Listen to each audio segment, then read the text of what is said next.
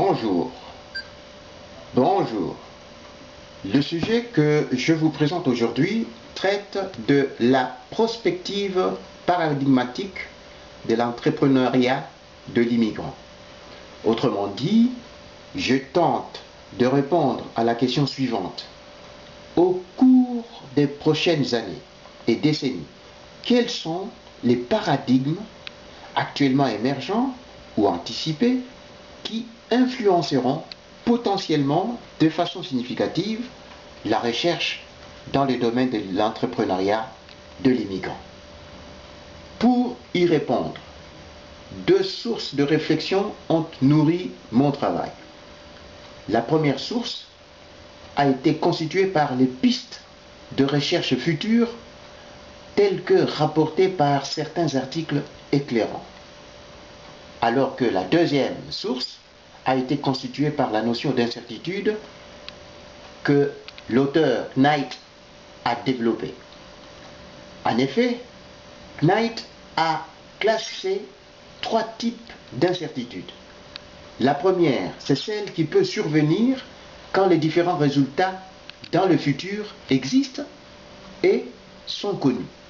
Le deuxième type, c'est l'incertitude qui se produit lorsque les résultats futurs existent mais ne sont pas connus à l'avance.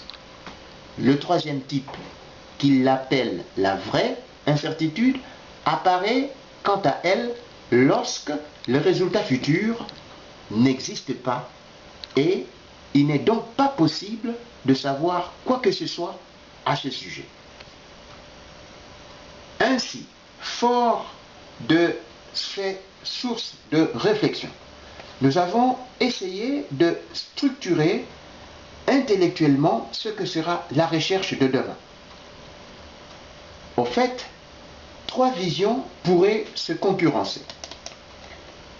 La première, c'est celle qui met l'emphase sur le bridging. L'idée derrière est tout simplement que l'immigrant entrepreneur, pour progresser, nécessite une mise à niveau, une espèce de pontage. Et ce pontage va se réaliser à un niveau individu et à un autre niveau affaire.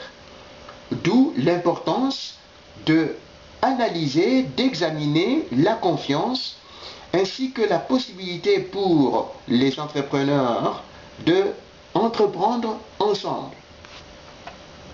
La deuxième vision, c'est celle qui met en avant l'idée que l'idéal entrepreneur est celui dont l'épanouissement reflètera son identité. Bref, il faudra que cet entrepreneur-là fasse une bonne gestion de son réseau. Et ici, l'épine dorsale sera représentée par la différenciation entre les réseaux homogènes et les réseaux hétérogènes. La recherche devra lever le paradoxe. Autrement dit, pour être bon et efficient, les réseaux doivent-ils être homogènes ou hétérogènes?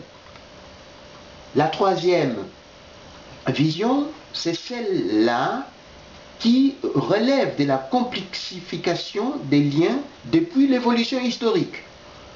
Qu'est-ce qu'il faut retenir dans cette troisième vision? Tout simplement que dans un contexte transnational, l'immigrant entrepreneur devra s'appuyer, exploiter ses capacités managériales.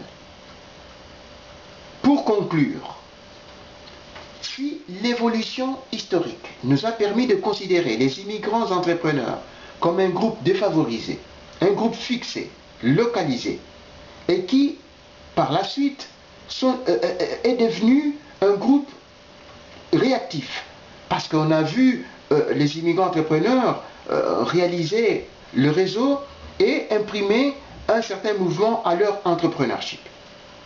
Par contre, dans l'avenir, ces entrepreneurs immigrants seront représentés comme des personnes tout à fait engagées dans leur entrepreneuriat et seront assimilables même à des opérateurs qui influent sur le développement de leur pays, comme des agents de développement. non seulement dans leur pays d'origine, mais ils vont s'offrir de nouvelles conquêtes vers d'autres pays. Je vous remercie.